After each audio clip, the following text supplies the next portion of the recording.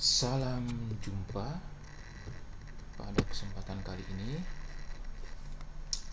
kita akan membahas mengenai independensi lokal ya. Jadi pada teori respon butir itu memiliki beberapa asumsi ya yang harus dipenuhi. Salah satunya adalah asumsi independensi lokal. Nah, independensi lokal ini itu merujuk pada respon subjek dan independensi butir tes. Artinya, respon subjek pada suatu butir itu tidak berpengaruh terhadap respon subjek itu pada butir lainnya. Jadi dapat dikatakan bahwa asumsi independensi lokal dapat terpenuhi apabila jawaban peserta terhadap suatu butir soal atau item tidak bergantung pada jawaban peserta terhadap butir soal atau item yang lain. Nah, kita akan menggunakan contoh ya.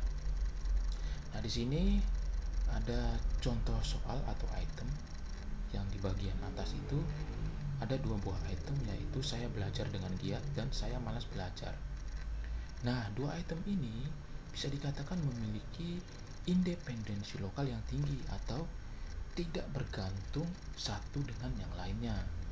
Mengapa seperti itu? Nah, karena item saya belajar dengan giat itu tidak memiliki hubungan atau korelasi dengan item saya malas belajar, sehingga ketika responden merespon item saya malas belajar dengan tidak setuju misalnya, nah respon dia ini itu tidak bergantung pada respon dia di item 1 atau saya belajar dengan giat, karena memang kedua item ini tidak memiliki hubungan korelasi dan tidak memiliki saling ketergantungan. Jika seorang responden menjawab saya belajar dengan giat dengan respon setuju misalnya, maka ketika dia merespon item saya malas belajar, tentu dia tidak akan meresponnya dengan setuju, tapi sebaliknya dia akan meresponnya dengan tidak setuju, sehingga bisa dikatakan bahwa item 2 dan item 1 ini tidak memiliki saling ketergantungan, sehingga independensi lokalnya tinggi. Ini berbeda dengan dua item yang di bawah ini ya. Dua item yang di bawah. Item 1 saya belajar dengan giat itu memiliki ketergantungan dengan item saya berharap mendapatkan nilai yang bagus pada saat ujian nanti. Ya.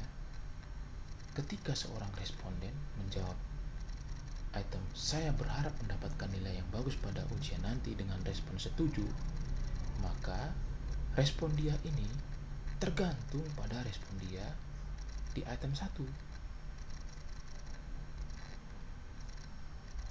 Bisa dikatakan bahwa di item 1 dia akan meresponnya juga dengan setuju.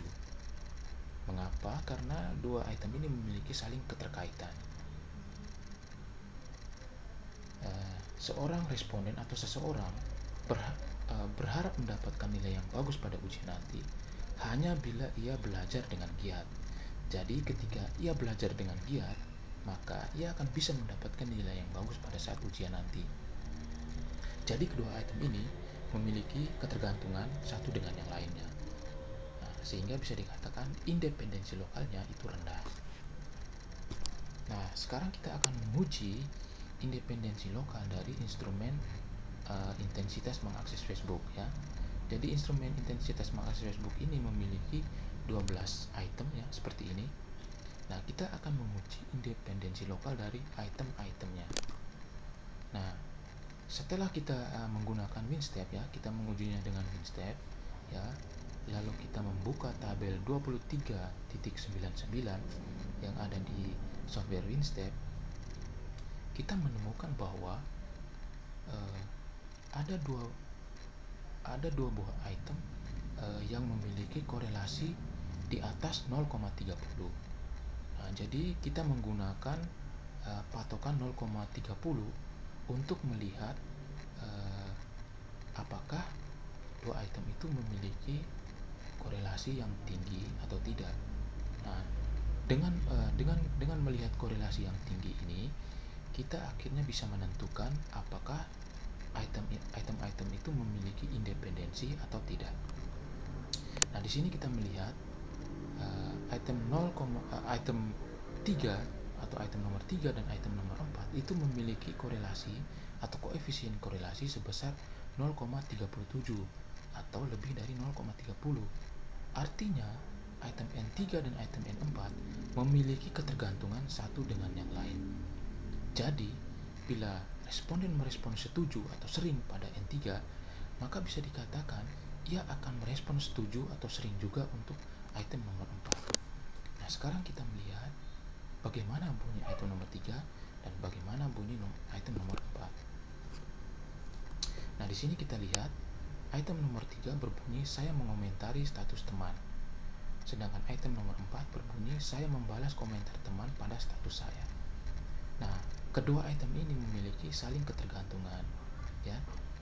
Ketika seorang responden mengomentari status temannya, ya, mengomentari status temannya, apalagi itu teman yang sangat dekat dengan dia, maka ketika teman yang sangat dekat dengan dia itu mengomentari statusnya, kemungkinan dia akan membalas komentar dari temannya itu di statusnya. Sehingga item nomor 3 dan item nomor 4 ini memiliki saling ketergantungan, ya, memiliki saling ketergantungan.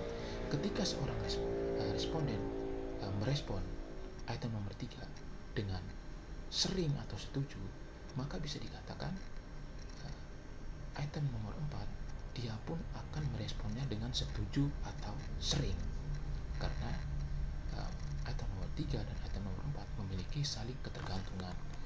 Nah, oleh karena itu korelasi mereka tinggi di atas 0,30, yaitu sebesar 0,37.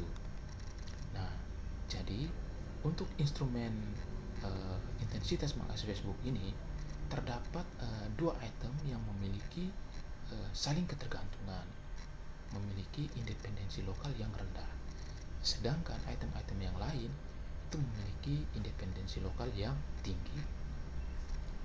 Oke, sekian dulu video dari saya. Semoga video saya ini bermanfaat. Kita berjumpa lagi pada video-video saya selanjutnya. Terima kasih.